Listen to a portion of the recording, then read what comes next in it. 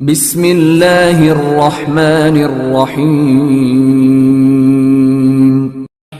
رسول اللہ صلی اللہ علیہ وسلم کسی کام کا حکم دیتے تو ایسا ہی کام ہوتا جس کے کرنے کی لوگوں میں طاقت ہوتی۔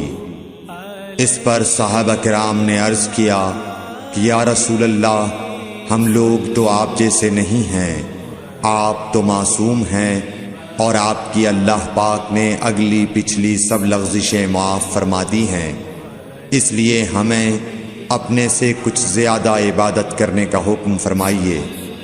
یہ سن کر آپ ناراض ہوئے، حتیٰ کہ خفگی آپ کے چہرہ مبارک سے ظاہر ہونے لگی۔